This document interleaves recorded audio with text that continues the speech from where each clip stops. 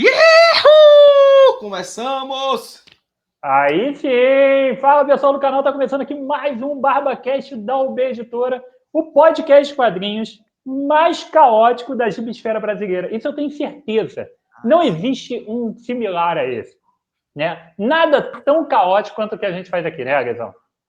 Não, cara, o BarbaCast virou campeão de zoeira. Depois do happy hour do caos ali, a gente deve ter perdido inscritos. Eu nem quis conferir para não ficar triste, mas é isso aí. Deu tão certo o caos que a gente chamou o Breno de volta e o Lucas não volta mais. Mas hoje vai ser galera, organizado. porque... Mas hoje vai ser organizado. Ó, vou falar um negócio, hein?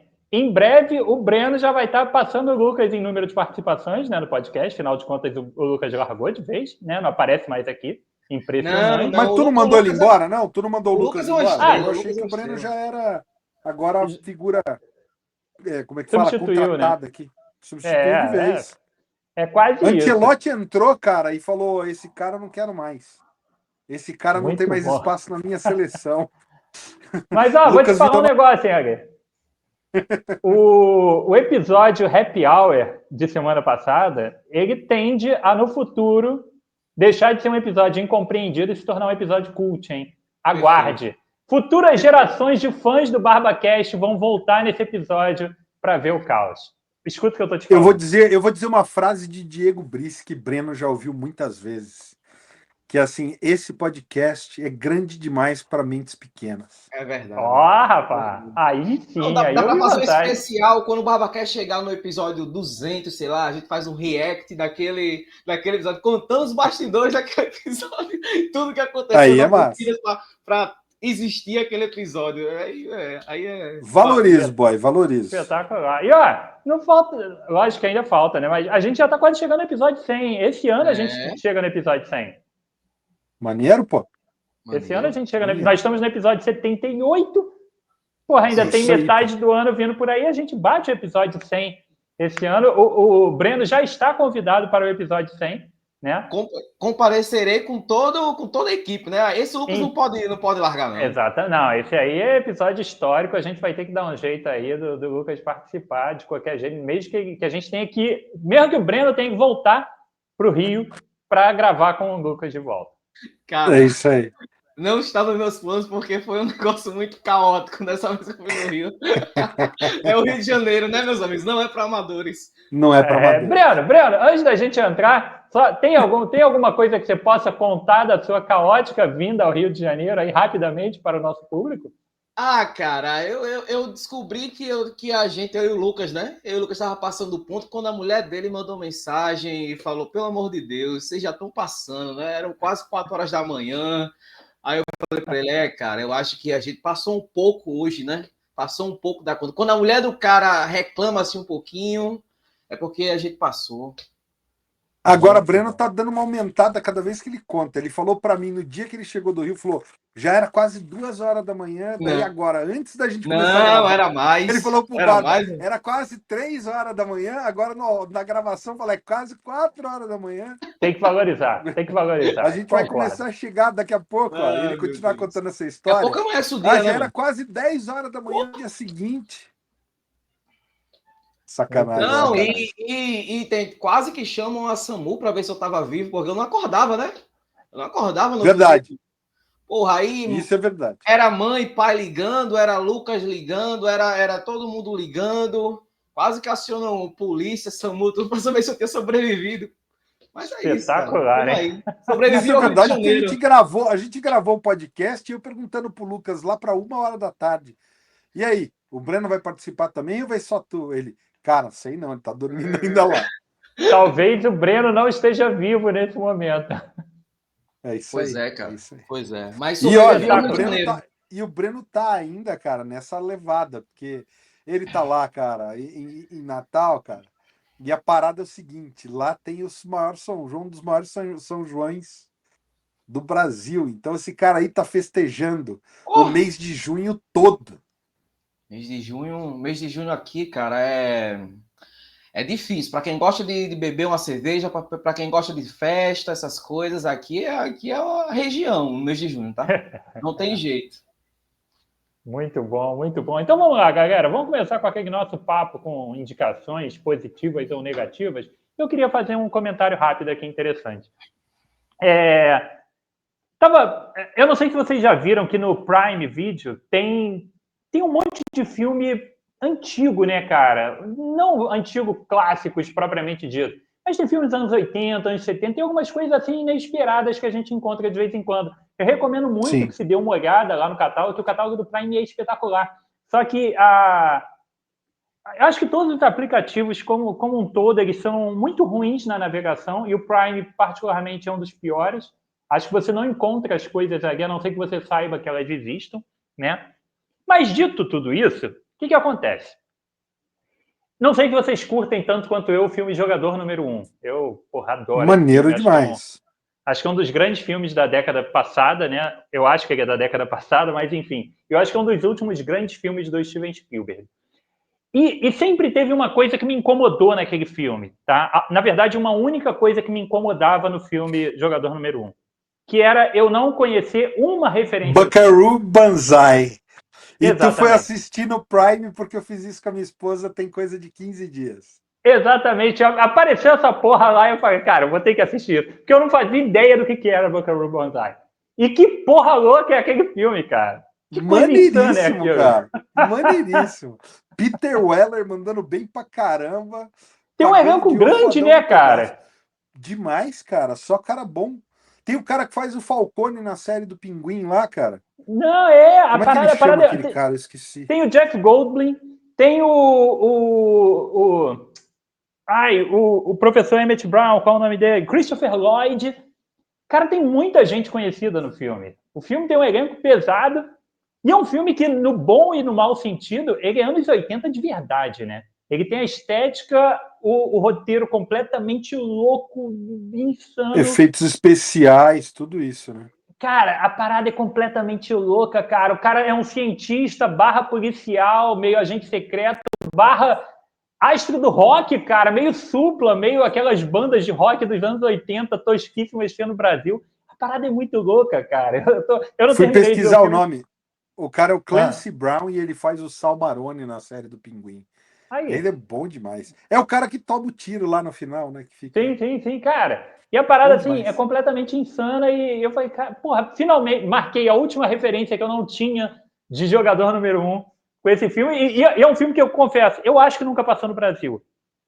Porque... Não tenho lembrança também, cara. Ele deveria ter passado ou no cinema em casa, pela insanidade dele, seria um filme do cinema em casa, ou alguma coisa para passar num quase cine trash da Band. Só que o cine trash era focado no terror.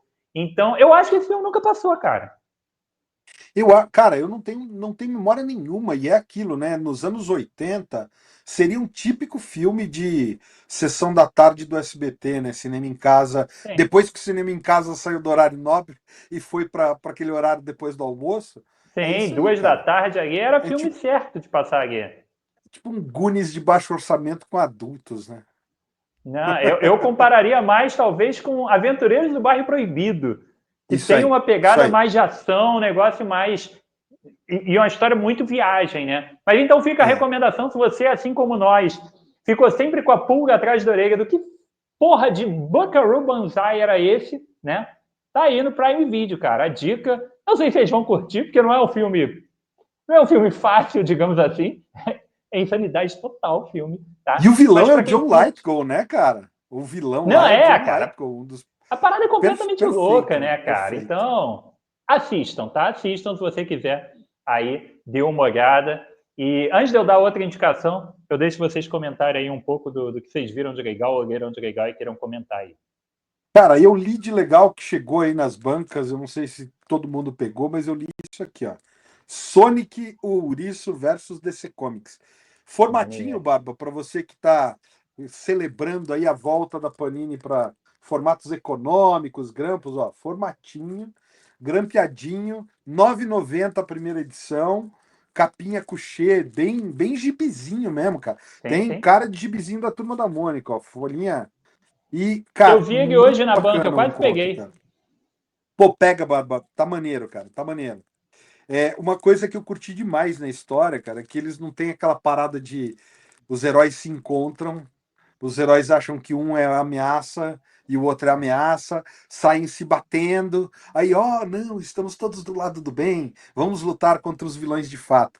Não tem isso, cara. Os personagens estão um pouquinho mais inteligentes do que isso, e eles identificam a ameaça logo de cara. Quando eles se encontram, eu falo, cara, não conheço você, mas você tá lutando contra o Darkseid ali, então beleza, vamos juntar esforços. E isso não impede eles de ficarem, né, competindo, do tipo, o Sonic fica lá, né, cara, eu sou mais rápido que o Flash não, eu que sou e tal. Então tem aquela coisa de uma disputa, mas não tem aquela, sei lá, aquela fórmula desgastada já dos encontros de primeiro os caras se batem, depois se aliam, sabe? Sim, Então, sim. tô Muito empolgado, bom. quero ver as outras partes aí.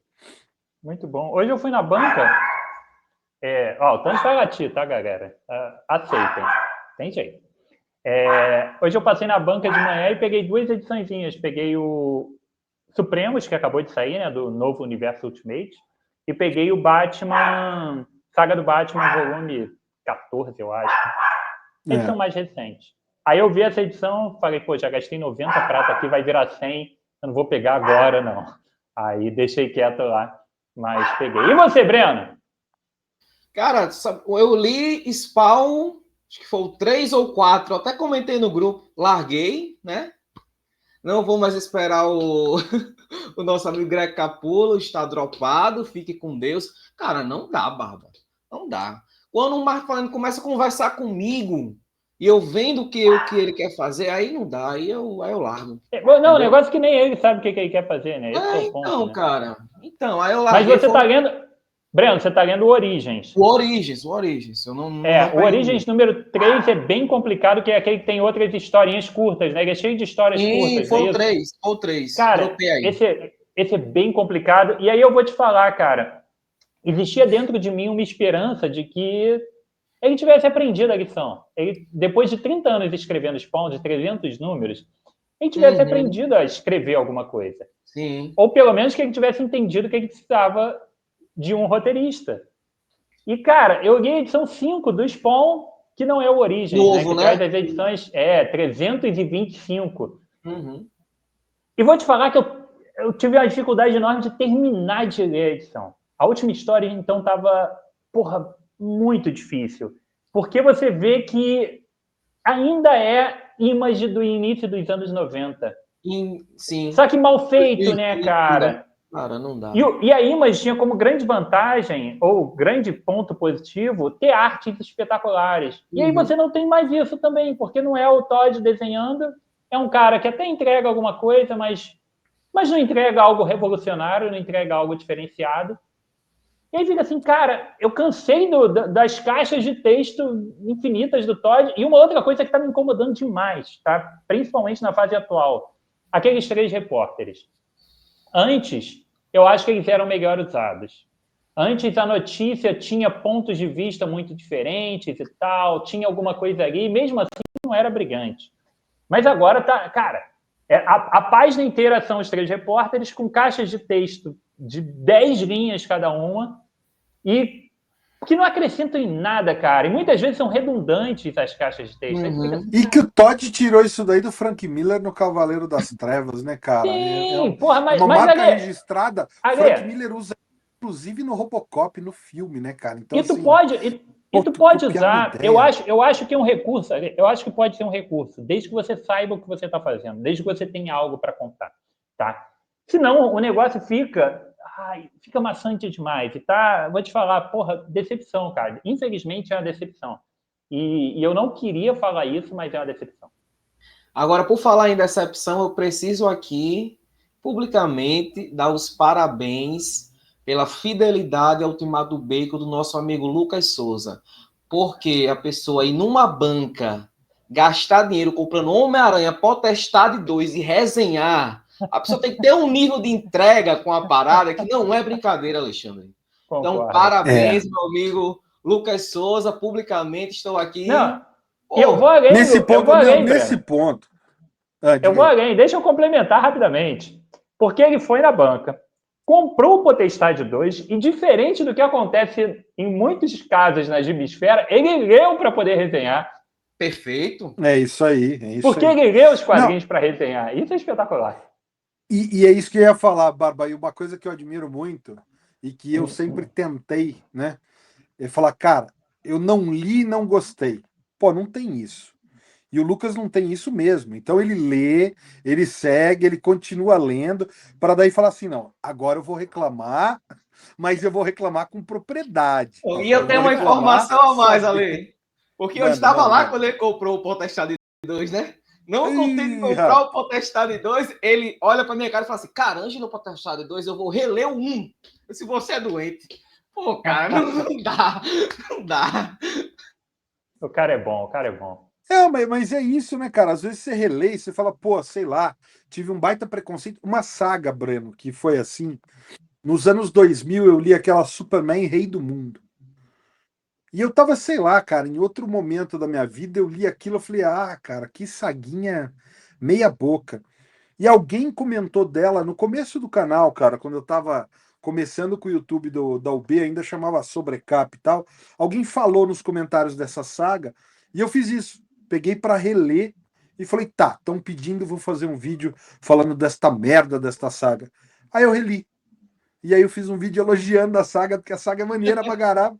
Só que eu tava em outro momento da vida quando eu li, achei Perfeito. ruim. Então, às vezes, é isso. Ele tinha um baita preconceito, releu e fala, pô, o negócio é bom. Mas não foi o caso, Mas né? Não foi o spoiler, caso. ele continua achando ruim Potestade 1.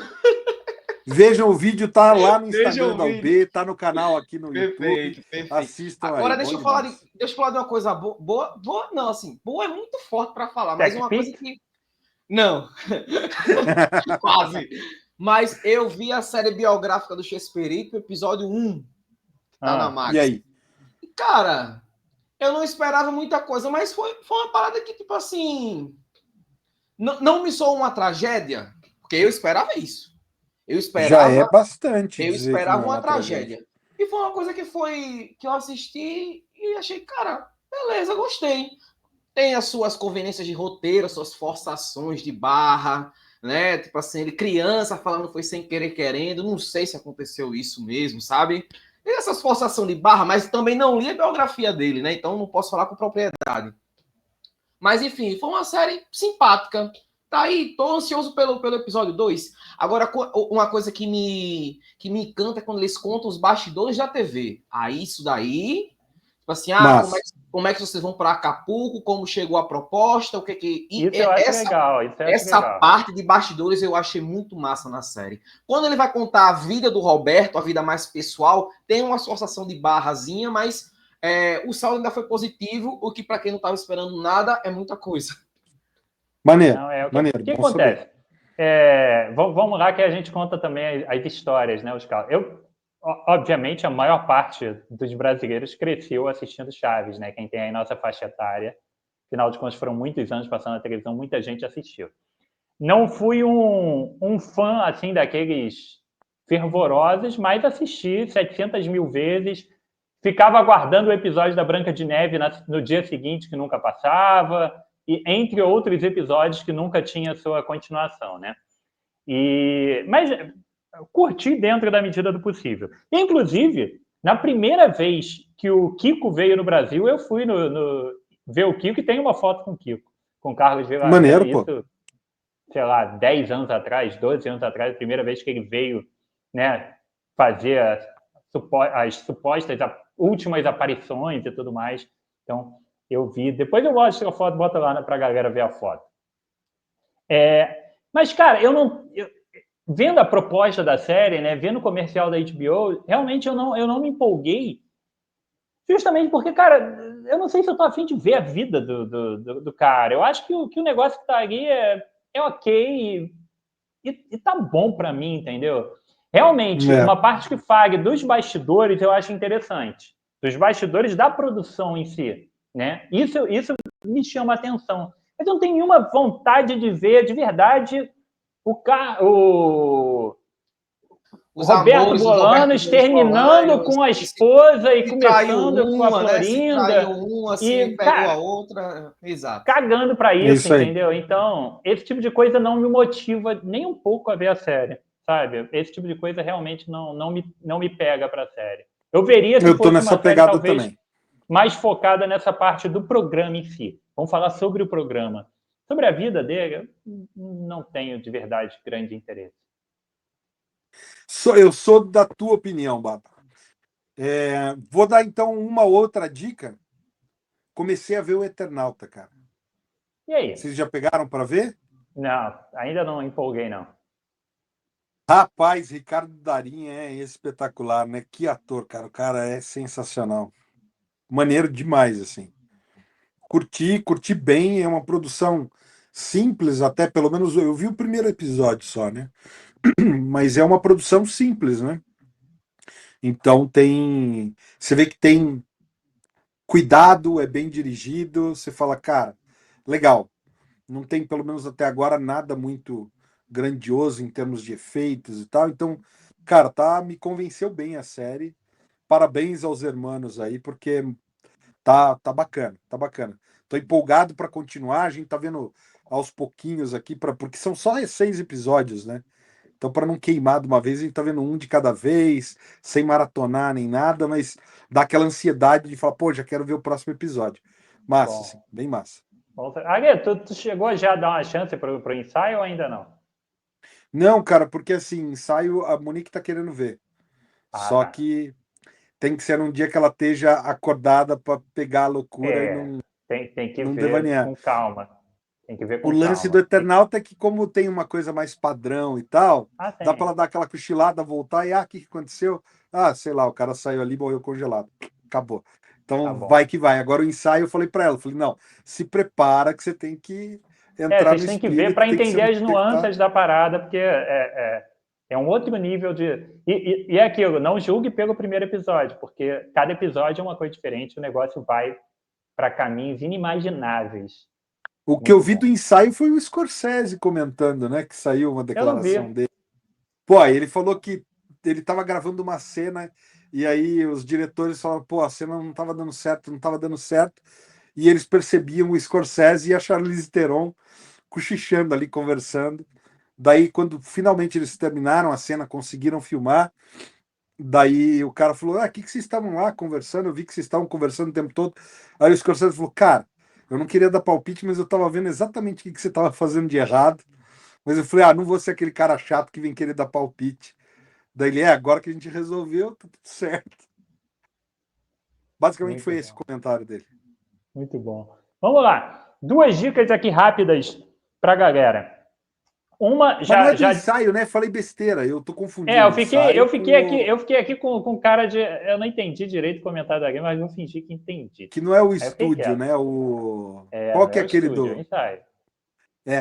O Scorsese, o comentário é a respeito do estúdio. Eu misturei as Então duas tá bom. séries. Agora Mas, faz mais sentido o comentário. Muito bom, mas, Agui, a muito Monique, bom. mas a Monique precisa estar acordada para ver o ensaio, mesmo que é mais Isso. cabeçudo e tem O essa ensaio. coisa toda metafórica e tal. Eu acho maneiro. Vamos lá, deixa eu dar aqui 2 dicas rápidas. Uma eu já falei ano passado, tá? Mas agora que saiu a segunda temporada, sempre fica a dica para quem gosta de reality show coreano, O Jogo do Diabo, para quem gosta desse tipo de coisa, programinha legal, tá? Eles pegam os coreanos subcelebridades ou celebridades que tenham um bom nível intelectual, com ensino superior e tudo mais, e botam para participar de um jogo eliminatório ali dentro de uma casa. E aí são jogos, cara, que durante a explicação do jogo, você nem entende direito de tanta regra que tem as disputas dos jogos, você fica assim, caralho, tô nem entendendo o que eles têm que jogar, tá? E aí é cheio de segredos e tal. É um programinha bem legal para quem curte reality show e reality show de disputa, tá? Não são disputas físicas, são só disputas mentais mesmo, jogos de tabuleiro, jogos de estratégia, jogos... Porra, é muito bacana, tá? A segunda temporada saiu agora na Netflix, recomendo para quem gosta desse tipo de coisa. Estou terminando já ela e tá bem legal. A primeira talvez tenha sido melhor, mas essa daí também tá bem legal. Agora eu vou dar uma dica de um filme. Eu não sei como vocês vão ver, tá? Porque ele antes estava disponível no... Não sei se era no Netflix ou no Prime, mas saiu, mas essas coisas sempre vão e voltam, né? Eu assisti no Darkflix, que eu falei semana passada, né? Que quero ver um filme de terror, não tô achando, eu vou no Darkflix e provavelmente ele tá lá. E se chama Triângulo do Medo. Não é um filme novo, ele já tem uns 10 anos, ou um pouquinho mais. Ele tem até um ator relativamente conhecido, que é o irmão Hemsworth, é o irmão do Thor. Eu não sei qual é o nome, o primeiro nome dele. Ele é o irmão do Chris Hemsworth. Talvez. Não, o Chris é o Thor, né? Chris é o Thor, né? O irmão dele, tá? É um filme que saiu mais ou menos na mesma época daquele Segredo da Cabana, que é do Chris Hemsworth, tá? Não, Liam, não é Liam? Acho que é Liam. Enfim, não interessa. É o irmão... Vai fazer o Witcher agora? Oi? Talvez. Não tem um irmão que vai fazer o The Witcher agora, né? Talvez. O irmão menos famoso do... É o Hemsworth menos famoso. Entendeu? Esse é o papo. A questão do filme é um filme de um grupo de pessoas que está num veleiro, tá? No meio do mar. Eles acabam sofrendo um acidente ali dentro de um maremoto, né? O veleiro naufraga. E aí passa um navio gigantesco, não um navio de cruzeiro, um navio comercial gigantesco, passa por eles e eles acabam embarcando no navio. E o navio aparentemente está completamente vazio. E aos poucos eles começam a ser mortos dentro do navio. Tem alguém matando eles lá dentro. Eu vou te falar, cara, essa premissa, você simplesmente não vai dar play para ver o filme. Porque mais um filme óbvio e básico, né? Um slasher básico, uma tosqueira qualquer sobrenatural básica dessa. O filme tem absolutamente nada disso, tá? Ele tem um roteiro bem legal, bem surpreendente, muito bem construído dentro da montagem. A montagem e o roteiro, particularmente, eu não achei um furo dentro da proposta que ele tem. E fica a recomendação, cara. Se você quiser assistir um filme de terror diferente, com uma pegada diferente, com um desenvolvimento totalmente diferente. Lógico que existe uma ou outra coisa que eu não vou dar exemplos para não entregar o que é a parada, né? Mas achei muito bem conduzido e muito legal, cara. Triângulo do Medo, eu acho que é um filme de 2009. Fica a dica se você puder assistir, que vale a pena. O Ari vai gostar, com certeza. Pô, com certeza, já tá na minha fila aqui. Massa. Procurem. Confirmei, é Liam Hemsworth mesmo. Liam Hemsworth. Achou o nome achou o filme aí, o pôster. Pôster é genericão, é assim, um negócio, é um barco com sangue e a menina com um machado na mão. Tu fala, cara, tu olha e tu fala, cara, é aquele filme de terror feito pra locadora que eu não vou ver. Porra, mas de jeito nenhum. O filme é legal, cara. É bem legal, bem legal. Bom demais. Infelizmente, terror, tô fora, viu, Barba? Terror... Cara, qual o seu problema com terror? Vamos lá, vamos fazer essa terapia. O mesmo aqui do Lucas, ele não dorme depois. Não, você tem terror medo. Exato. Terror e filme de cachorro não assiste, cara. Desde pequeno não assisto. Cachorro, minha esposa também tem um problema. Não Mas assisto. o teu problema com terror é, tipo, sobrenatural, essas coisas te deixam com medo ou qualquer filme de terror te deixa com medo? Qualquer filme de terror. Não assisto nada. Zero filme de terror. Muito bom, Breno. Agora, pra você ver, quadrinhos de terror eu leio, não tenho problema, mas filme eu não consigo, cara. Tu fica impressionado. Não sei, cara. Essa geração anos 90, Gui. É isso aí. Tá bravo. Cresceram com o aracnofobia traumatizando eles. Cara, eu lembro, eu com 6 anos de idade vendo a fita do Brinquedo Assassino e dormindo de boa no dia seguinte. Cara, eu lembro de ver na sessão da tarde do SBT aquele The Blob lá, A Coisa. Sim, isso aí, pô. Eu acho que o último que eu assisti se chama, talvez, O Exorcismo de Emily House. Tem esse, né? Na época eu não gostei desse filme, não. Pronto. O meu tio alugou, tava na casa da minha avó, meu tio alugou e eu assisti esse filme com ele e depois daí nunca mais assisti nenhum. Fazer uma listinha de filmes pro Breno assistir de terror, assim, de alto nível, entendeu? Daquelas para ele ficar traumatizado e nunca mais aparecer aqui. Começa com Hereditário, né? Tem umas paradas, porra, tem umas paradas pesadas. Cara, um filme de terror bom, cara. Os Outros, porra, com a Nicole Kidman. Porra, que filme espetacular, maneiro demais, cara. Que filme espetacular. Tu fica tenso no filme. Outro filme de terror que tu fica tenso. A Vila, do M. Night Shyamalan. Porra, é uma tensão, cara. O filme inteiro tu grudar na cadeira, caralho, não é possível.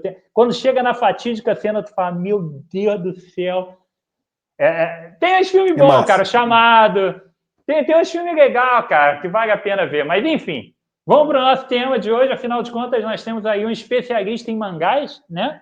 A gente tem que aproveitar. Eu falo para a galera, uma vez falaram, Barba, Vocês falam muito de DC, quase não fala de Marvel, não sei o que. Eu falo que, gente, eu tenho 2 caras especialistas em DC aqui. Eu tenho que jogar o jogo, cara. É igual eu ter. Vamos lá. É igual eu poder convocar qualquer jogador do brasileiro no mundo, igual o senhor Tite fazia. Aí eu convoco o Gabriel Jesus porque ele marca bem. Ao invés de ser um 9 que faz gol, ele convoca porque ele acha que marca bem. Porra, eu vou usar o melhor que eu tenho no melhor que eu posso. Então, já que eu tenho o Breno, que é um cara que manja de mangás, e está aqui, né, à nossa disposição pela próxima 1 hora, vamos falar de mangá. Não é não, Breno? Vamos aí, aos amigos fãs de Senalta, fiquem por aqui, pô. E vai dar tudo certo. Próxima semana tem DC de novo. E os Marvetes também tem vez. Que de vez em quando sua hora vai chegar, Marvete. Sua hora vai chegar. Relaxa. Mas vamos lá. A parada é a seguinte. Propus para o Breno da gente falar sobre as demografias dos mangás, né? Porque, afinal de contas, mangá é uma parada muito mais complexa do que simplesmente 2 carinhas de cabelo espetado caindo na porrada, né? Tem muito mais coisa que isso. Existe toda uma cultura no Japão em cima disso, né? Mangá é muito mais do que gibizinho de criança lá. Existe algo cultural e que permeia toda a população ao longo de toda a vida da população. Não é uma coisa, um hobby só para crianças, um hobby só para meninos e adolescentes, nem nada disso. E, devido a essa vasta variedade, existem os gêneros e subgêneros dos mangás, que são chamados de demografias, né? Uma das nomenclaturas são as demografias. Lógico que existem várias dezenas, eu vou deixar o Breno falar um pouco mais a respeito disso, né? Mas a ideia que eu propus para o Breno é o seguinte: vamos falar dos principais gêneros que existem de mangás publicados aqui no Brasil, para a gente desenvolver um pouco, dissertar um pouco a respeito do que seria esse gênero e quais são os expoentes, que mangás se encaixam nesse gênero e quais são realmente legais para a gente dar uma chance, para a gente entender um pouco de como funciona. Então, Breno, fala para a gente um pouco a respeito dessa questão das demografias, né? E aí depois a gente vai entrando no papo propriamente dito. Primeiro que caracterizar um mangá pela sua demografia é complexo e simples ao mesmo tempo, Baba. A gente tem várias categorias de demografia, né? A gente vai falar aqui das 5 principais, né? E que cada uma tem a sua base, né? A sua base, as suas características, mas isso não é algo engessado, cara. Isso é algo que, tipo assim, a gente vai falar aqui que shonen é para um público masculino, adolescente, mas isso não quer dizer que uma menina não vai gostar de shonen. Então, pelo amor de Deus, não fique com esses pilares na cabeça de que, tipo assim, eu sou homem, se eu pegar um shoujo eu não vou gostar, se eu pegar um josei eu não vou gostar. Isso não existe, cara. Só são características principais de cada obra, né? E as obras meio que se confundem também, Barba. Então, assim, uma maneira mais fácil ainda e até mais certa de se caracterizar um mangá pela sua demografia é você olhar para a revista que ele é publicado. Deixa eu pegar um aqui. Os mangás saem no Japão nessas revistas, né? Esses periódicos. Deixa eu botar na tela cheia aqui, mano. A gente tem aqui uma Champion Red, né? Que tem o final polêmico de Cavaleiros do Zodíaco Next Dimension. E os mangazinhos saem nessas revistas, né? Cada revista dessa tem um público-alvo, né? E no fim das contas, a gente vai falar aqui de um bocado de característica, mas é isso que vai caracterizar cada mangá. Mais para frente vocês vão entender melhor, porque eu vou citar alguns mangás que a pessoa pode pensar assim, cara, isso é um shonen? Tem certeza que isso é um shonen? É porque foi publicado numa revista shonen. Então, tipo assim, a demografia mais certa de se caracterizar um mangá é você olhar para a revista que ele é publicado e pelo seu público-alvo, tá, Barba? Depois que o mangá é publicado nessas revistas, né? Eles são compilados nessas edições Tanko, né? Eu tenho aqui a edição do Cavaleiro Zodíaco de 86. Que chegam aqui, né? Mas vamos lá, né, Barba? Vamos começar por qual? Pelo shonen? Não. Deixa eu te perguntar.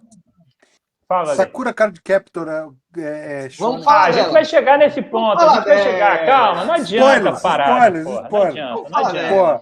Deixa eu só falar aqui um negócio que eu acho que é uma forma da galera também entender que existe, como o Breno falou, né? As demografias já são baseadas muitas vezes na revista que está saindo, mas isso não prende o título a um gênero único e específico, tá? Por exemplo, quando a gente fala que um filme é de terror, estou dando um exemplo bem óbvio aqui. Quando a gente fala que um filme é de terror, existem trocentos filmes diferentes de terror, estilos de terror. Pode ser um terror de assassino, pode ser um terror sobrenatural. Então pode ser um terror do Jason, não é o mesmo que o terror da Invocação do Mal, né? Que não é o mesmo que um terror psicológico, que não vai ser como a Bruxa, que também não é o mesmo que um terror. Então, existem trocentos subgêneros. Tudo é terror? Tudo é terror. Existem várias categorias diferentes. E o mesmo vai acontecer no mangá. O Breno vai falar, por exemplo, de um mangá que seja shonen, e você vai falar, pô, mas não é igual Dragon Ball e Cavaleiros do Zodíaco, os caras caem na porrada. Mas é porque ele está em outro subgênero do shonen, que ele aborda várias coisas, tá? Então, acho legal a gente deixar isso aí bem claro. Vamos começar pelo mais difundido, pelo mais famosão, digamos assim, que é o shonen, né? O shonen, né, Rodrigo, que tem... Eu separei aqui 3 obras bem óbvias. 3 obras bem óbvias. Mas o shonen, para quem não sabe, é destinado a um público masculino, né? Adolescente, entre 11, 12 até 18 anos. E eu separei aqui essas 3 obras aqui para falar para vocês, por motivos óbvios, né? O Big Three dos anos 90, Dragon Ball, Slandunk e Yu Hakusho. Essas 3 obras aqui fizeram a Shonen Jump, a revista que era publicada, chegar a 6,5 milhões de cópias semanais, Ale. Apenas. Olha essa tiragem. Pouquinha Queria coisa. não essa tiragem, Ale? Pouquinho. Bonitinho, né, cara? 6 milhões. Agora, um rápido parêntese aqui, o Breno. Igualzinho Vamos o lá. mercado brasileiro. Esse público-alvo do shonen é basicamente o público-alvo do quadrinho norte-americano, de Marvel e DC, né? Que se entende, subentende, hoje em dia nem é mais, mas é basicamente o que se entendia que era o público de Marvel e DC. Mesmo que a gente volte para os anos 90, que tinha a bolha dos quadrinhos, com vendas completamente absurdas, de X-Men, do Jim Lee, coisas do tipo, galera comprando na especulação de quadrinhos, comprando capas variantes, a gente não chega nem perto do número desse nos Estados Unidos, que é um país trocentas milhões de vezes maior do que o Japão. Você vê o tamanho dos mangás, cara. Pois é, cara. É isso então, aí. Essas 3 obras foram o que alavancaram a Shonen Jump na década de 90, né? O que a gente conhece como a era de ouro do Shonen, da Shonen Jump. Vamos falar um pouquinho de cada uma delas, né? Bem por cima, né, Barba? Dragon Ball, de Akira Toriyama, além Explica pra gente o que é o shonen mesmo, além desse... Quais são as outras características que tem, o Breno? Além cara, de ser... é esse ponto que eu quero. Tá, o shonen, ele, como eu falei, né, ele é voltado para um público entre 11 a 18 anos, ele tem a característica de ter um protagonista principal, né, e meio que vai descobrindo seus poderes ao longo da jornada, digamos assim, junto, basicamente, com seu grupo de amigos. E uma coisa que o shonen incorporou muito dos mangás de esporte dos anos 80 é você começar a transformar seu inimigo em seus amigos, né? Então, o shonen também tem essa característica de você trazer os seus inimigos para o seu grupo para enfrentar outro inimigo maior depois. Isso é clássico dos mangás de esporte dos anos 80, né? O Capitão Tsubasa faz isso a série inteira, né? Então, basicamente, esse é o shonen, né? Digamos assim. E esses daí eram publicados na Shonen Jump. Os 3 foram publicados na Então, o Slandunk era mais a parte do Jump do que do Shonen. Porra, que piadinha ruim, Ale. Tira o Ale aí da live, porra. Breno, e a gente também tem uma característica de ação, né, nesse tipo de... Acho que são características interessantes. É um mangá que sempre tem ação, né, como norte principal, independente seja a ação de porrada, que é uma característica grande, ou a ação esportiva. Exato. Mas a ação sempre está ali. E ele pode se autodividir em várias frentes, né, Porque a gente hoje não vai, mas tem um Battle Shonen, tem um Shonen de esporte, enfim, tem vários, né? Tem cada obra vai se moldando, né? Digamos assim. Mas sim, é o famoso mangá de lutinha, né? Isso, é um mangá de lutinha. E como ele... Eu acho que ele tem umas outras características, se eu estiver errado, você pode me corrigir. Ele também costuma ter uns alívios cômicos, né? Ele tem afinal de contas, estamos falando que é um quadrinho para adolescente, ele tem uns momentos de bom humor no geral, né? Tem essas quebras. Costuma ter... Não é exclusivo do shonen, né? O shonen também é muito forte isso, né? Costuma ter alguma tentativa de romance dentro do mangá. O personagem geralmente tem um interesse amoroso, ou alguém tem um interesse nele, embora a luta, o tema principal sempre esteja em primeiro plano, mas sempre tem ali uma menina ali atrás do personagem. O romance é mais cômico, né? O romance Sim. nunca é o foco do mangá, é mais para ser o alívio cômico do protagonista desajeitado e tal, que não sabe muito bem, enfim. E também é um mangá que não costuma ir para o lado embora possa ter variações, caso eu esteja errado. Não costuma ir tanto para sensualidade nem nada disso, né? Embora possa ter um pouquinho de insinuação, né? Se for um shonen de comédia, como o Dr. Slump, como o começo de Dragon Ball, até que tem umas pitadas ali de coisas bem... Maiores, né? Um Inuyasha da vida também, sabe? Tem algumas coisinhas ali, mas... em geral, o foco não é esse, né? Quando eu falo das características principais, das bases, é onde é o foco, né? Onde é o holofote. O holofote é nisso. O protagonista que precisa se provar para si mesmo, às vezes é um protagonista recluso, excluído, ou sem poder nenhum, e ele tem que, no decorrer do tempo, com seu grupo de amigos, ir se desenvolvendo. É basicamente o shonen básico. A fórmula shonen básica. Show de bola. Então fala aí rapidinho desses 3 que você separou aí pra gente. Eu separei esses 3 por motivos óbvios, né? Vamos começar por Dragon Ball, de Akira Toriyama, né? A lenda de Son Goku atrás das esferas do dragão. Talvez o mangá mais conhecido do mundo, Barba? Acho que sim. Eu acredito que seja, Provavelmente, né, cara? Também separei Slandunk. Mangá de esporte mais conhecido do mundo. Mangá de esporte, que até hoje, acabou na década de 90 e até hoje é um dos mais vendidos da Shonen Jump, um negócio inacreditável, né? A gente vai acompanhar aqui Sakuragi, que entra no time de basquete para impressionar uma menina e depois vai se aperfeiçoando no esporte. Cara, isso daqui tem jogos de basquete como se fosse batalhas, sabe? Isso daqui é muito, muito bom. Takehiko Inoue destruindo na arte, como sempre.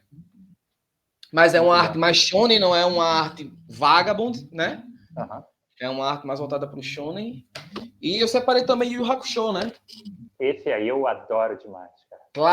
Clássico de Yoshihiro Togashi, quando ele ainda estava muito bem de saúde, estava no auge aqui, o Togashi, cara. Cara, isso aí a gente vê aqui o Yusuke Urameshi morrendo, né? O delinquente morrendo por salvar alguém e o inferno não estava preparado para isso, né? Daí ele passa por um teste para poder ressuscitar e virar o detetive sobrenatural do mundo, né? Isso aqui é muito maneiro, cara. Isso é maravilhoso, cara. E o Hakusho Agora, é o meu favorito, talvez. Acho que é o meu favorito. De mangá, entre tudo? Acho que eu faço muito o retorno para os anos 90, né? Quando a gente descobre essas coisas em 94, 95, né? A geração Manchete. Cavaleiro Zodíaco foi uma pedrada na cabeça da gente. Sim. E, porra, tenho tatuagem, né? Do Cavaleiro Zodíaco, caralho. Mas Yu Yu Hakusho tem um lugar diferente no meu coração, um espaço a mais ali, porque eu acho completamente absurdo, cara. Agora, lembra do que eu falei, Barba, que teriam obras que, tipo assim... não parecem, né? Não parecem shonen, mas são. Essa daqui é uma. Death Note. Muito bom, é um shonen, cara. Death Note é um shonen de lutinha psicológica, digamos assim, podemos falar isso. Entendeu? Uma lutinha maneiro, pô. Mas que, à primeira vista, não parece um shonen clássicozão, sabe? Não parece. E outro também que eu separei para mostrar para vocês é esse daqui, ó. Ataque dos Titãs. Ataque dos Titãs, ele tem tudo para ser um seinen, mas não é um shonen. Porque ele tem discussões políticas, ele tem sangue pra caramba, é um mangá muito maduro, sabe? Ele tem uma temática mais adulta, né? Muito adulto, e ele é um shonen, cara. Entendeu? Pô, bem legal, bem legal. Então, pra você ver como tudo depende... Tu conhece esses dois aí? Ataque dos Titãs eu já dei uma olhada, mas nunca peguei para ler a sério. O Death Note, Yu Yu Hakusho, nunca li. Death Note, cara, eu já vi algumas coisas ali. Teve aquela animação da Netflix, né? Teve o filme também. O filme, né? Não, tem mas eu nunca peguei pra ver a fundo. O anime, cara, você não precisa ler. O anime tem, acho que, 30 episódios. São poucos episódios. Vale a pena assistir, cara. É muito legal, muito O legal. Caderninho da Morte, botar o nomezinho ali e tal. Cara, Eu acho a muito premissa legal. muito interessante. Não assista o filme, nada disso. Mas o anime... Eu tenho o mangá completo. Porra, achei espetacular. O anime não é grande e vale muito a pena. E o Hakusho, cara, é espetacular, é diferenciado demais, na minha opinião. Pelo menos até o torneio, o fim do primeiro torneio, vale a pena demais assistir. E era onde deveria ter acabado, né? Exatamente. Todos esses mangás dos anos 90 parece que sofrem pelo mesmo mal, né, Barba? Exatamente. Algum editor ligou para os autores e falou assim, cara, não e mandou continuar. Cara, estamos vendendo 6 milhões de cópias por semana, cara. Pelo amor de Deus, você não pode terminar agora. Não, é surreal, cara. Surreal. Cavaleiro do Zodíaco poderia ter terminado no fim das 12 casas e o Yu Hakusho poderia ter terminado no fim do o Dragon Ball, Akira Toriyama tentou terminar umas 10 vezes, cara, e nunca deixava. Mas, enfim, temos mais algum shonen que esteja agora no mercado, alguma coisa que o cara, pô, o que tem de legal saindo agora para eu comprar? O que tem de referência agora? De shonens mais novos, a gente tem essa nova geração, né, Barba? Que é o Jujutsu Kaisen, o My Hero Academia, o Demon Slayer. E a gente falou nos BarbaCast passados do Kagurabate, né? Que está chegando agora. Uma obra que promete ser o próximo grande shonen da Shonen Jump, tá? Então, eu deixo aí essas recomendações de uns shonens mais recentes, como a gente falou, basicamente dos anos 90. Eu estou trazendo também a citação aqui de uns mais recentes para a galera. Muito bom, muito bom. Vamos para o próximo tema, então. Qual seria o outro mais difundido no Brasil depois do shonen? Vamos para questão de popularidade e títulos publicados. Cara, agora você me pegou, viu? Porque seinen e shoujo nos últimos anos estão bem pau a pau. Vamos pro shoujo. Vamos pro shoujo, que eu acho que é o outro lado do shonen, isso, né? Isso. Basicamente, se o shonen é feito para meninos de 12 a 18 anos, o shoujo é o seu espelho, né? É feito para meninas de 12 a 18 anos. E aí chegou a hora de citar, como o Ale falou, citar o Clamp, né? O Clamp talvez seja, no atual momento, a principal produtora, assim, de mangá shoujo, né? O Clamp é um grupo, é um quarteto feminino de mangakás que produzem tudo junto. E daí, elas fizeram talvez o shoujo mais famoso de todos, né? Que é Sakura Card Captors, que o Ale já citou aqui. O Ale é meu precoce. E daí, a gente tem aqui a protagonista principal, Sakura, que liberta as cartas clone no mundo, né? E daí ela parte na sua missão de buscar cada uma para reunir de volta, né? Com o Báculo, com o Quero, né? Que é seu guardião. Enfim, fica aí a dica, a JBC está sempre reimprimindo, sempre... é maravilhoso. Sempre está no mercado. Isso aqui é um shoujo incrível. E é como eu falo, cara, o público-alvo é mas se você é menino, você vai curtir isso aqui também. Não se prenda a essas formalidades, né, Barba? Breno, deixa eu te falar.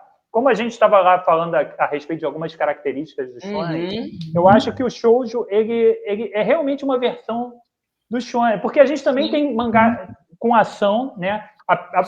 Geralmente é uma protagonista, ao invés de ser um homem, é uma mulher, uma menina, geralmente, até porque existe a questão da identificação de idade, né? Você vê, os Cavaleiros do Zodíaco têm 13 anos, o Goku, quando começa, tem 6, 7 anos. Todos eles são crianças, adolescentes, pré-adolescentes. Então, quando a gente vai para o shonen, a gente tem geralmente personagens na adolescência, femininas, no geral, como protagonistas. Tem uma questão daquele romance impossível que elas almejam com algum personagem, geralmente mais velho, né? Que aqui o foco tá em cima, né? O romance deixa de ser um negócio secundário, ele tá no primeiro plano, né? Então aqui tem a Sakura lutando contra criaturas e ainda traz as cartas clone, mas o romance dela com o Choran tá lá, entendeu? Sim, na sua frente, entendeu? E tem aquele lance do romance japonês mesmo, que é aquele vai, não vai eterno, né? Exato. Essa porra anda ou não anda, né? Cara, é espetacular. E curiosidade, Ali, eu não sei se você leu o livro Musashi, né? Que são 2 livros de 1000 do Eiji páginas, Yoshikawa. Né? O clássico Musashi lá, um dos livros mais importantes e tudo mais.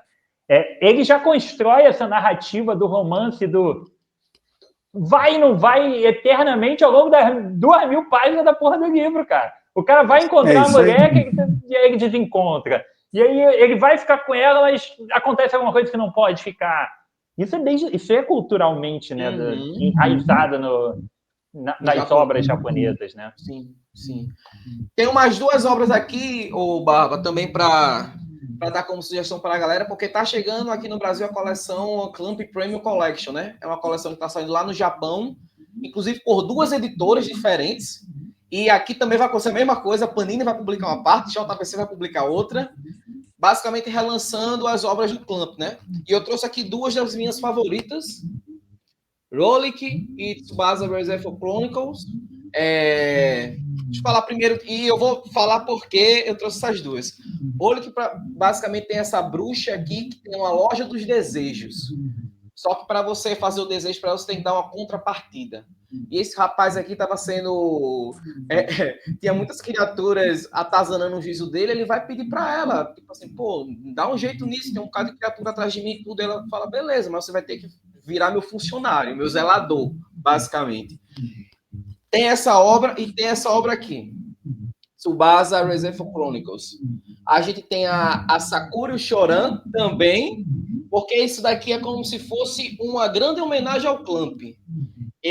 Ela perde as memórias e ele vai atrás das memórias dela durante todos os mundos que existem e vai passar e revisitar algumas obras do Clamp. E quem vai ser o guia deles? A bruxa de Rolik. Então chega uma hora que as histórias meio que se entrelaçam de um jeito, e eu comento sempre que esse foi o primeiro crossover que eu vi na vida. Antes de eu ver esses crossover Marvel e DC, essas coisas todas, cara, esse crossover aqui explodiu a cabeça do Breno de 20 anos atrás, sério, porque como pode a mesma coisa que está acontecendo aqui, acontecer aqui, cara? Então, acho que foi a Panini já anunciou Rolik, mas ninguém anunciou Tsubasa ainda, e eu estou preocupado com isso, porque as histórias vão se cruzar em algum momento e, enfim, a experiência não vai ser a mesma do que ler junto, sabe, cara? No momento certo, a Panini anuncia também Aguarde. Agora deixa eu te perguntar. Ô, Breno, vamos entrar shoujo, deixa eu só fazer uma pergunta. Passa. Sailor Moon é shoujo? Uhum. É shoujo, Sailor Moon. Porque é justamente isso, né? São as protagonistas, tem uma ação, tem uma fantasia ali no negócio, tem o romance. Que é um subgênero do shoujo, é o Guerreiras Mágicas que chama, né? É o shoujo de Guerreiras Mágicas e tudo. Então, Guerreiras Mágicas Rei Art, que é do Clamp também. Do Clamp também, exato. Agora, deixa eu te perguntar. Os quadrinhos do Inuyasha e do Rama, eles são shonen? São shonen.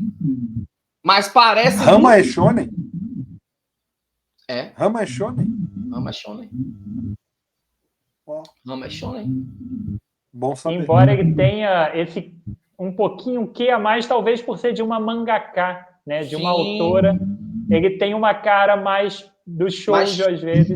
É que para mim tem menos desafios, sei lá, eu acho que na minha cabeça eu não botava ele como shonen, não sabia da...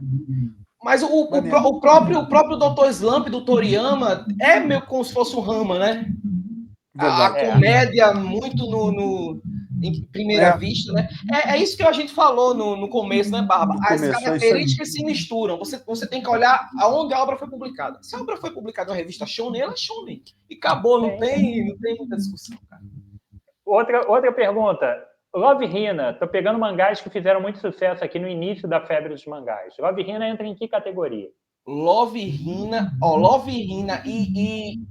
e Nana são 2 mangás que, tipo assim, eles é isso, as características meio que se entrelaçam, né? Mas Love Hina foi publicado numa revista shonen. Ah, legal. Que se a gente for parar para ver, né, no fim das contas, é um protagonista, embora tenham muitas mulheres na história, tem um protagonista. O desafio dele seria de administrar aquela pousada lá. E no fim das contas, cara, a gente tem um menino descobrindo, né, as meninas, o romance, e é o que um garoto de 13 anos está lendo, não tem jeito. E você tem a comédia também, como a gente falou, né, do Rama, muito em cima, em Love Hina, mas ele foi publicado numa revista shonen, Barba. Não, então é o que eu falo, não parece, mas é o shonen. Muito bom, muito bom. Vamos lá. Depois desse, qual o subgênero que a gente entra? Você falou Vamos que era pro o outro que seinen. estava em É o moda aí no seinen. Brasil, isso. É o seinen, e daí o seinen é como se fosse a evolução do shonen, né? O seinen é voltado para um público masculino, de 18 anos para cima, né?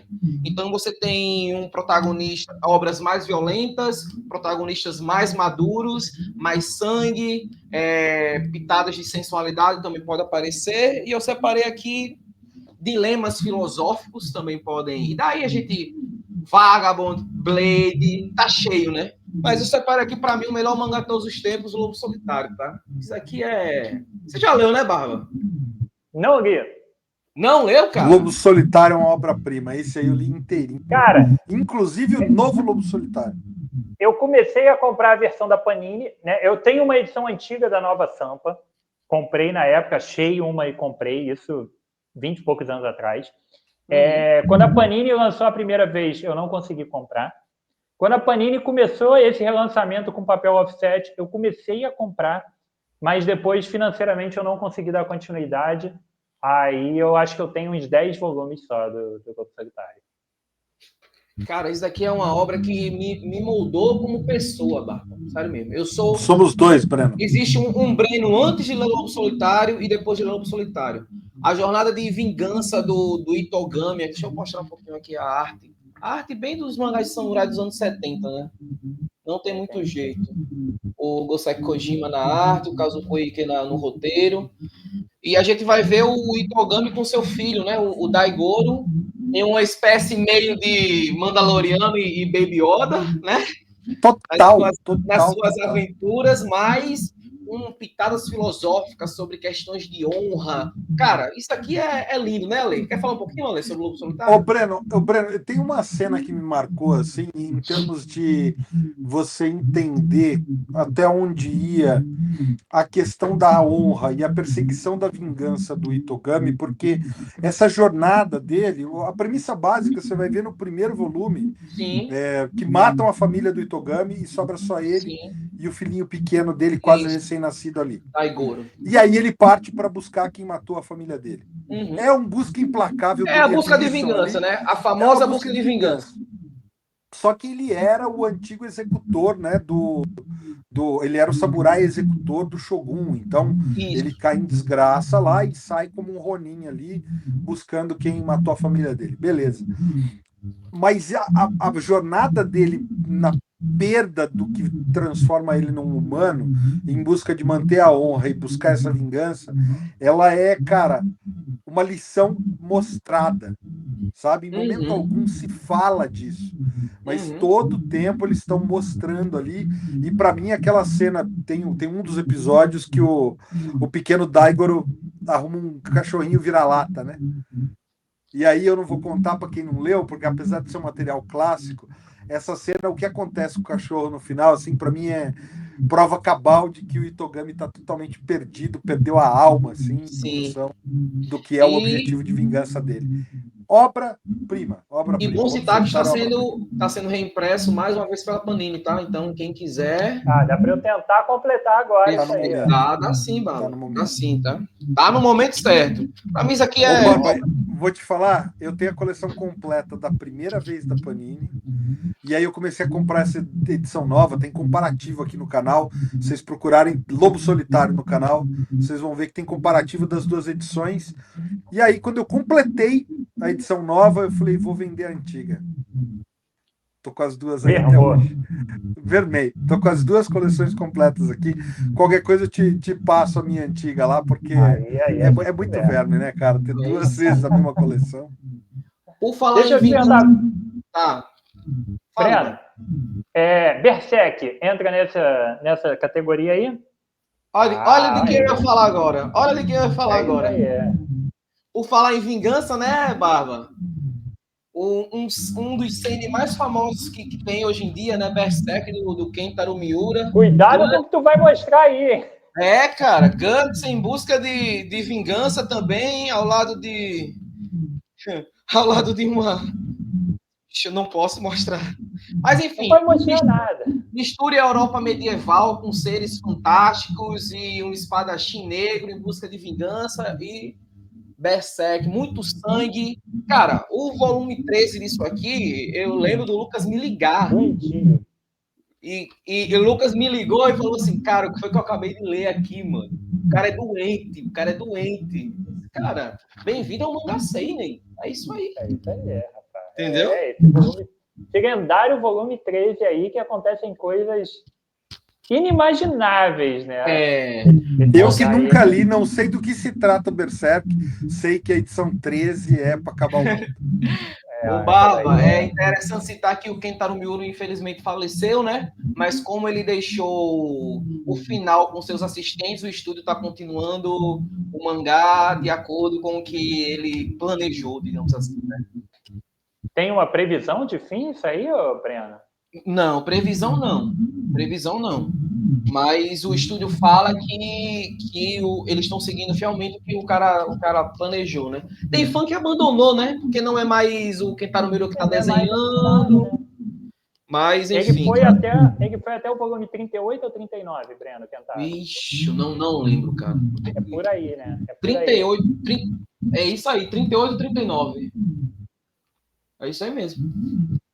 Fica aí a dica. Outro seinen, o último de hoje. Isso aqui é coisa boa, tá? Akira, do Katsuhiro Otomo, a história do Kaneda, do Tetsuo. Cara, isso aqui é bom pra caramba. E a animação disso aqui é revolucionária. Mas a animação não tem toda... Quer dizer, tem toda a obra de forma resumida, né? Ela condensa o 1, o 2 e o último, que é o 6, né? Mas, pô, cara, quem puder pegar o mangá disso daqui... Não fale bobagem, Breno. Eu sei que é um pouquinho caro. O anime é outra coisa, cara. Não, ele não é outra coisa, não. Ele mudou a história, pô. É diferente. Tem outras questões.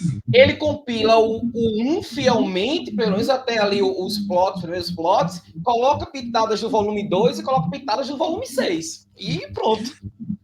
Não, mas eu acho que tem uma questão no anime que não é exatamente o mesmo ponto do mangá, cara. Eu acho que o mangá ele tem outros questionamentos, e quando ele fez o anime, ele jogou... A base dos personagens é muito maior, né, cara? As discussões...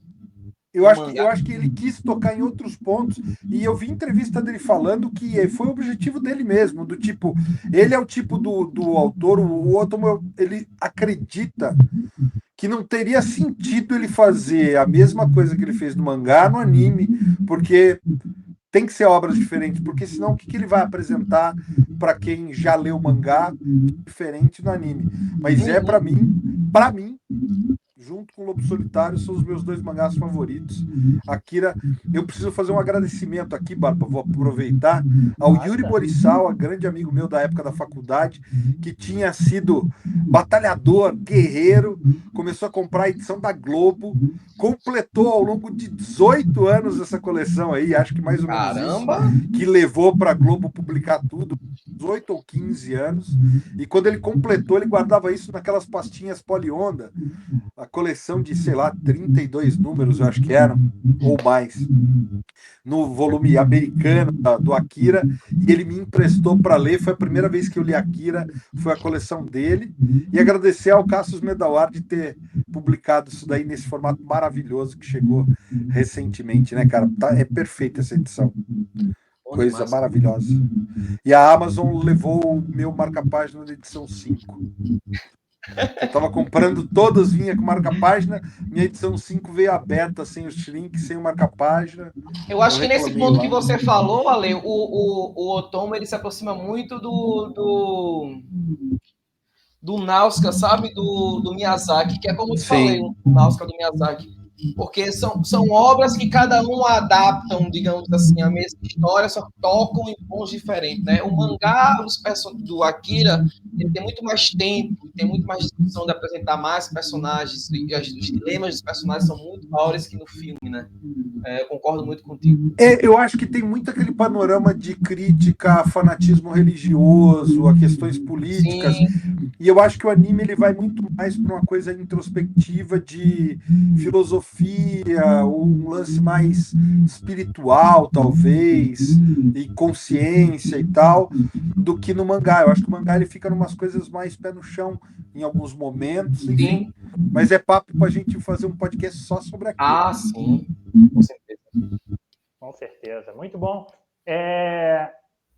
Fugiu completo. Eu ia contar uma história, afinal de contas, o Aguei teve uma história com a Akira na Amazon, e eu, curiosamente, também tive uma história com a Akira na Amazon. Cara, eu comprei, se eu não me engano, foi o volume 3, enfim, eu comprei algum volume na Amazon, e eu nunca na minha vida tive um grande problema de entrega da Amazon. Eles sempre entregaram, né, porque eu morava com a minha mãe, e eu mantive o endereço lá. Por comodidade, as minhas coisas ainda chegam na casa da minha mãe e sempre chegaram sem nenhum problema. Curiosamente, esse determinado volume da Amazon simplesmente não chegava. E aí eu não sei se eu entrei em contato, mas enfim, eu sei que eu descobri que ao invés dele vir normalmente pela entrega da Amazon, né, por aquela passa alguém lá de carro, né, e deixa o pacote, né, eles mandaram pelos correios e foi parar num bairro distante da minha casa e estava na agência aguardando a retirada sem eu sequer ter sido informado. Aí eu falei, Caraca, bicho. não, peraí. Eu comprei com frete grátis. Tudo na minha vida sempre chegou um cara, tocou a campainha, um cara que não era dos Correios e me entregou a encomenda. Aí dessa vez, meu quadrinho está numa agência em Bangu. Para quem conhece o Rio de Janeiro, eu moro em Cascadura. Bangu e Cascadura têm uma distância, né? Rio de Janeiro é muito grande, tá? Eu teria que pegar um trem e ficar meia hora dentro de um trem para chegar em Bangu. Eu falei, eu não vou lá buscar. É simples assim. Era para ter entregue na minha casa. Se não entregou, eu quero que vocês entreguem. Não, a gente vai te devolver o dinheiro e tal. Então eu falei, não, eu não quero. Porque eu comprei numa promoção muito boa e eu não vou conseguir comprar por esse preço de novo. Eu quero o meu mangá do Akira, volume tal, na minha casa, não na agência dos Correios de Bangu.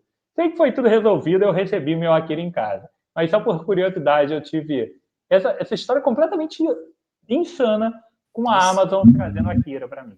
Não, absurdo, cara, absurdo. Eu uma vez fiz exatamente esse tipo de reclamação, porque eu não lembro qual foi o item, mas foi exatamente isso. Eles não entregaram, teve problema na entrega, e aí eles queriam estornar o pagamento, só que a edição tinha saído da promoção e estava custando o dobro. E aí eu falei, não, ou vocês entregam, ou vocês vão me pagar preço de capa, porque daí eu vou comprar na Panini, tá ligado? Eu falei, pô, não tem como. E é isso, resolveu. Me deram um voucher lá do mesmo valor que eu gastaria na Panini com o negócio de preço de capa e falei, eu fiz uma reclamação pesada naquela vez. E tu me lembrou agora uma outra situação, aí não foi desse tipo de entrega, mas foi essa do perder um negócio com um valor. Eu comprei 2 quadrinhos numa promoção que tava, daquelas promoções, porra, que tá com desconto completamente absurdo, estava em estoque.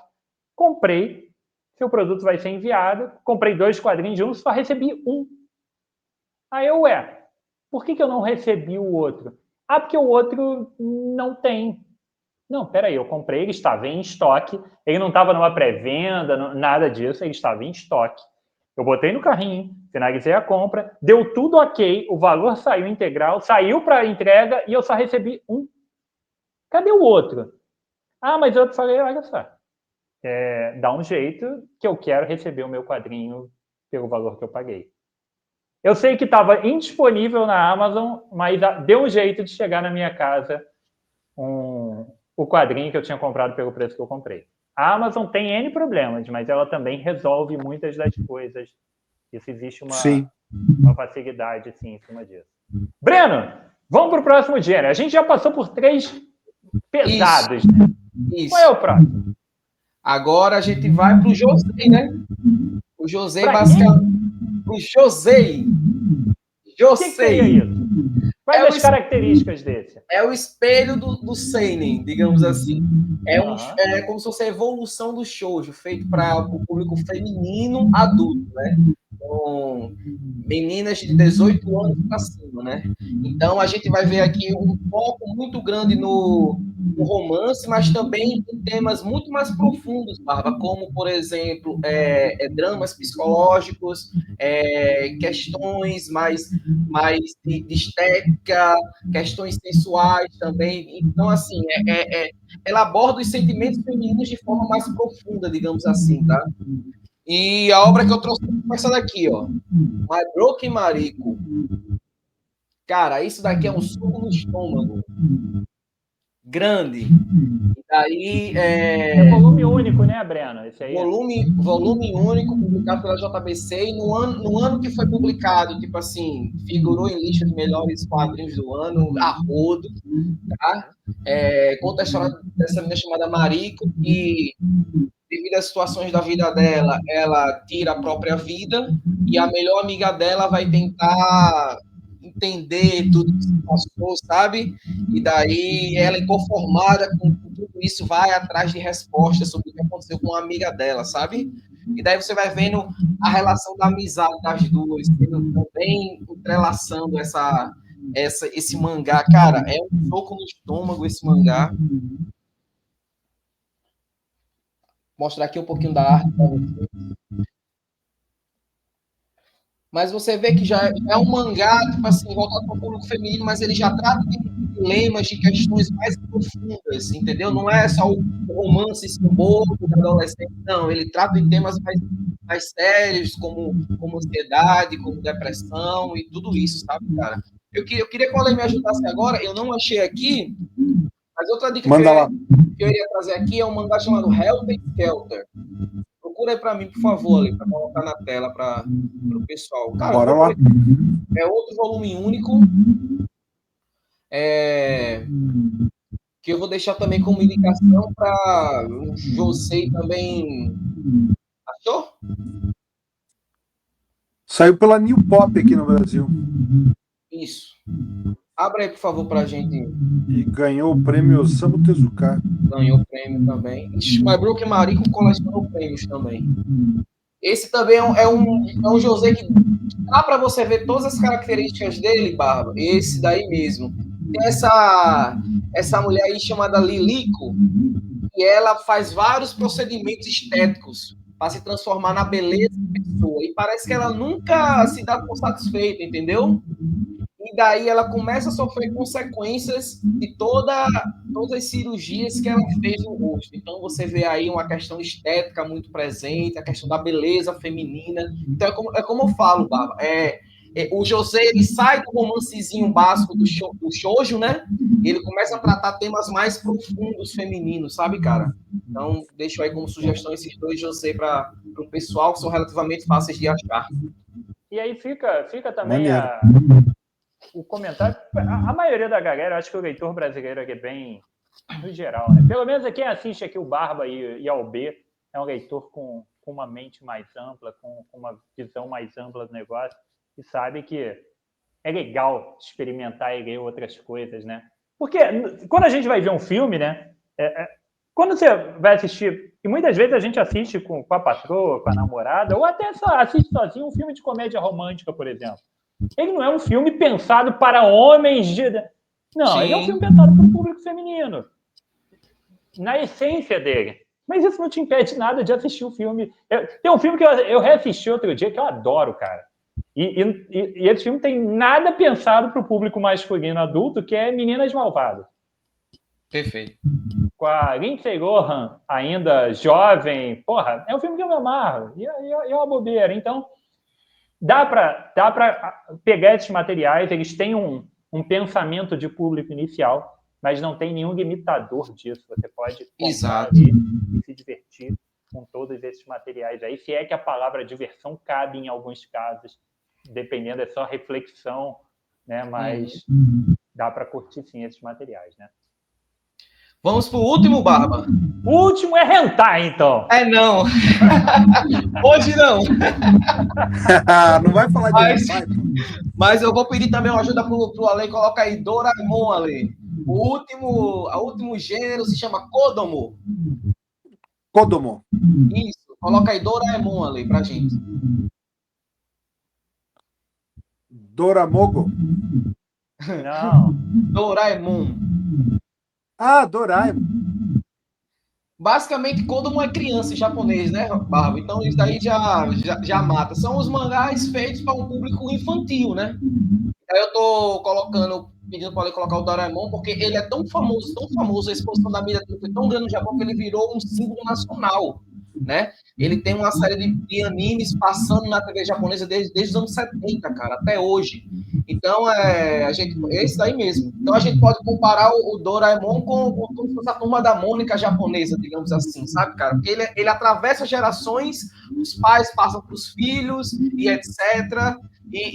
Enfim. Ô, Breno, não, eu assisti o anime disso daí, amarradão, isso é muito divertido. Isso daí é Doraemon é muito legal. um gato robótico do século 22 que volta 200 anos no tempo, né, Ale? E daí começa a viver aventuras com esse carinha aí. É muito, muito massa, cara. Muito Doraemon massa. é E muito virou divertido. um símbolo japonês, cara. O mangá, infelizmente, ainda segue inédito no Brasil, mas tem que falar de Doraemon quando a gente fala em mangá Kodomo, não tem jeito. Eu preciso até ver onde é que passava. Eu acho que era na Manchete, mas não tenho certeza. O que mais que a gente entra aí nessa categoria que saiu aqui no Brasil? Que saiu aqui no Brasil, Tezuka, né? A gente tem o Super 11 do Inazuma Eleven, né? Que a JBC publicou, o Super 11. Ganhou vários prêmios de melhor mangá infantil, não sei o quê, um mangazinho de futebol, bem dinâmico. A JBC até publicou num formatinho bem simpático. A gente tem Yokai Watch, foi um fenômeno no Japão, fez Pokémon se reinventar no Japão, dizem as lendas, né, nada oficial, mas foi o sucesso de Yokai Watch que fez Pokémon mudar o seu design, mudar o seu jeito de contar a história, porque o sucesso foi avassalador no Japão, a Panini publicou aqui no Brasil. Então, tá fácil de achar mangás Kodomo. Tem vários ainda que são inéditos, mas que fariam sucesso no Brasil. O mangá de Medabots, o mangá de Hantaro. São vários inéditos que fariam sucesso no Brasil, mas eu deixo esses como sugestão aí, o Yokai Watch e o Super 11, tá? São mangás infantis bem maneiros. Então, vamos para a sabatina agora, perguntando a respeito de alguns mangás para o Breno tirar dúvidas para a gente. Breno, os mangás da Febre Junji Ito, Febre de 2024, eles seriam mangás do quê? Seinen, né? São Seinen. Né? Seinen. Aí entraria no... E o Seinen pode se dividir em mangá de terror, eroguro, mangá de samurai, e por aí você vai ramificando. Subdividindo, né? Então a gente tem ele, e aí como você falou dos próprios mangás de samurai, a gente tem, por exemplo, Pipoca Nankin também lançando algumas coisas de samurai que também estão nessa faixa, né? A gente tem a Comic Zone e Pipoca Nankin, talvez, a Devir, buscando mangás, mas fora das demografias de shonen e tudo mais. Eles procuram mais mangás adultos, né? Sim. Sim, mas tudo é no mesmo guarda-chuva, sabe, Barba? E daí você vai meio que ramificando essa árvore, por exemplo, o Seinen que a gente citou, aí você tem mangás de terror, os mangás de terror aí já se ramificam, body horror, eroguro, não sei o quê, e daí você vai ramificando, né, essa árvore. Mas tudo parte de onde foi publicado. Um dia a gente vai fazer um programa dos subgêneros das demografias, hein, Breno? Aí é 3 horas de programa. Aí. A gente escolhe uma demografia e fala dos subgêneros dela só. Perfeito. Aí depois aí o Shonen, a gente pode falar de Battle Shonen, que tem uma Roma, esporte, outra, comédia, outra, e por aí a gente vai, cara. Então já está pré-convidado aí para próximos programas sobre mangá aí, tá? Vamos lá, deixa eu pegar outros exemplos aí de coisas que saíram aqui, eu curti. Eu tenho uma coleçãozinha de mangás, principalmente ali do início da febre dos mangás. Comprei bastante. O Video Girl Eye, ele seria o quê, Breno? Video New Eye? Video Girl Eye. Você chegou a pegar esse mangá Video ou não? New ou Video Girl? Video Girl. Cara, não vou... Coloca aí na tela, ali, pra ver se eu lembro dele. Tu não pegou ele do início da JBC. Cara, assim, pelo nome, não lembro. Deixa eu ler abrir aí, deixa eu só ler abrir aí o mangazinho legal, cara, que saiu aqui pela JBC. A ideia era a seguinte, cara, o garoto aluga uma fita numa locadora. Estamos falando de coisa velha, hein? Locadora. E daquela fita sai uma menina, cara. Ah, Shonen. É Shonen. Shonen. Ele Pela tem um locadora, O lado... site da JBT não tá Video abrindo. Grower. Isso. Ele tem um lado, talvez, mais... Não vou dizer sensual, mas tem ali uma pitada um pouco mais hot. Não é Não é hentai, aquela que ele né? coloca a fita e ela sai de dentro da TV, Barba? Se não me falha a boa memória, é Shonen, cara. É shonen, Esse né? daí mesmo, esse daí mesmo. E Shonen. aí ele meio que se apaixona por ela e tal. Sim, Ela é uma acompanhante para meninos solitários ou algo assim. Fala muito de Magazine bem segurança, legal. né, também. Isso. Sobre descoberta de... Né, Saiu na Shonen descobrir- Jump, Barba. É da Shonen? É, da Shonen Jump. Bacana. Esse aí é um dos que eu tenho lá. A gente tem o Samurai X, que é clássico Shonen. Shonen, mesmo sendo samurai, mas é um shonenzão clássico. Sim, porque tem todo o Gun grupo é Shonen também, né? Qual? Gun Hyper Vision Future. Battle Angel Alita. Samurai X é interessante, Barba, tem uma história de bastidor interessante, porque o Samurai X é na entre-safra, né? Quando o Big Tree que a gente apresentou aqui acaba, a Shonen Jump fica meio perdida, e é Samurai X junto ali com o Yu-Gi-Oh! Que segura a Shonen Jump até o começo do One Piece, né? Até o One Piece lanchar de vez, depois vir Naruto, etc. Então, ele tem um papel fundamental ali nessa entre-safra de gerações. O Shaman King também entra no Shonen, né? Isso aí. Shaman King, Shonenzão. Inclusive, saiu a sequência agora, né? Shaman King, The Powers, alguma coisa assim. Tô por fora, Sim. tô por fora. Não sou tão versado assim nesses detalhes todos aí, não. Agora, já que a gente falou rapidamente, para a gente encerrar, o hentai entra onde nessa história? Ele é um subgênero próprio, né? Vamos falar rapidamente, a gente tem ainda 5 minutinhos de programa, não precisa se aprofundar. Mas acho que o público quer saber. Cara, depende da historinha contada, né? Se for uma história... Breno ficou tímido. Como é que vai ser, né? Como é que vai ser a historinha que vai ser contada? Vai ser uma historinha de ação? Vai ser meio que uma batalha? Vai ser o entregador de pizza que vai oferecer uma pizza de calabresa para a patroa. Deixa eu só entrar aqui no porquê que eu perguntei, tá?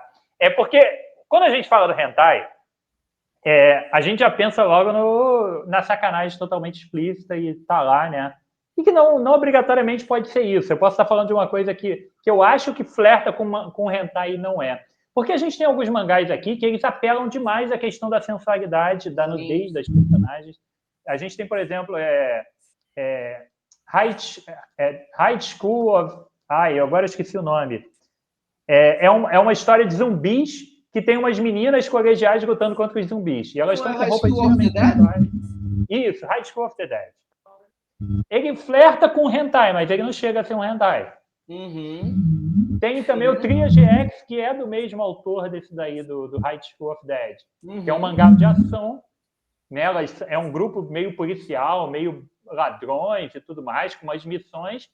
Tem muita sensualidade, tem nudez, mas não chega a ser esse ponto, né? Não chega a entrar num hentai. Sim. O hentai seria caracterizado mais por ser alguma coisa realmente explícita, né? Pornô, né? Isso, pornô. Exatamente. Esse vídeo não vai cair, não, né? Se a gente falar a palavra pornô. Não, vai não. A gente não está mostrando nada, a gente está conversando sobre o tema.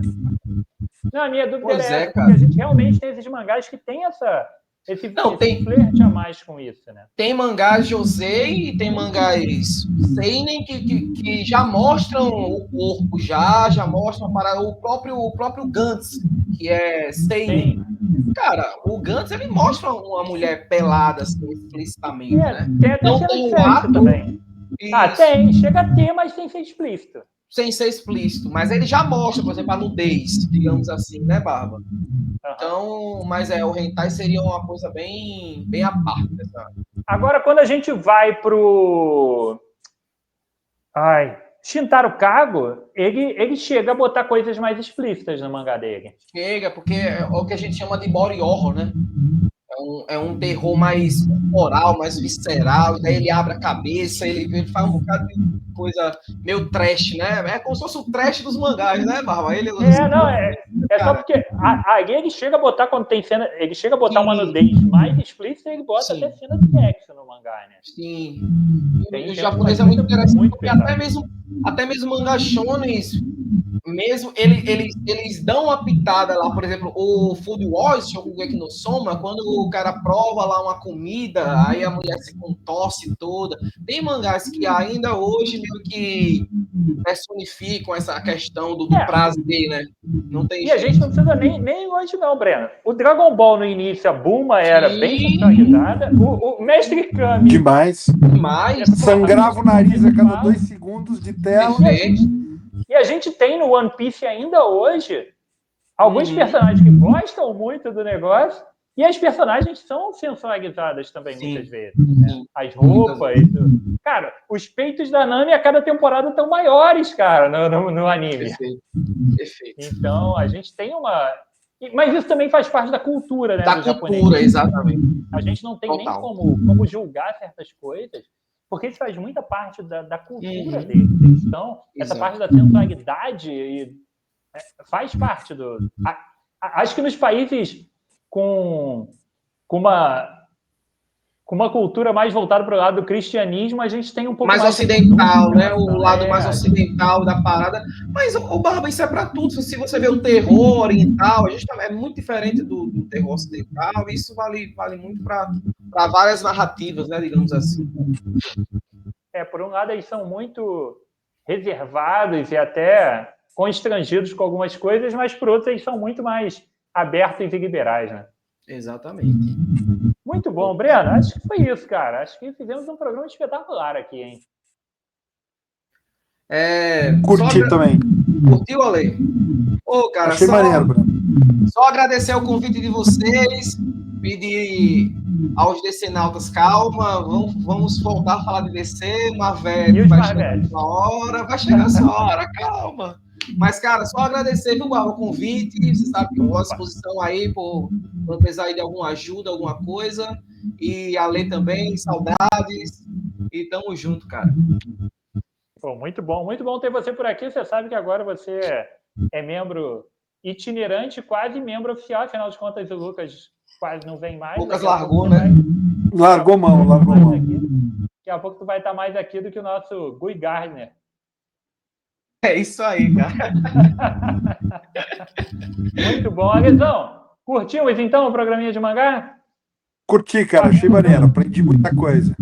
Eu curto mangá, mas eu não sou nem um pouco especialista como o Breno. Não sabia várias paradas que ele falou, então curti como espectador. Tanto que eu fiquei mais quieto, né? Deixei o homem falar, porque se a parada que ele manja, é melhor a gente ficar quietinho e ouvir. Quando a gente tem um especialista, uma autoridade no assunto, a gente vem aqui para aprender, né? Então... Agora, urge a necessidade de eu voltar em um programa de DC e o Alexandre me explicar 50 e tantas terras já DC e eu ficar caladinho assim, só observando. Bom demais. Como o Agui fica quietinho no dia que a gente está falando tipo de Homem-Aranha, o Agui fica meio quieto, assim, esperando uma deixa para falar alguma coisa.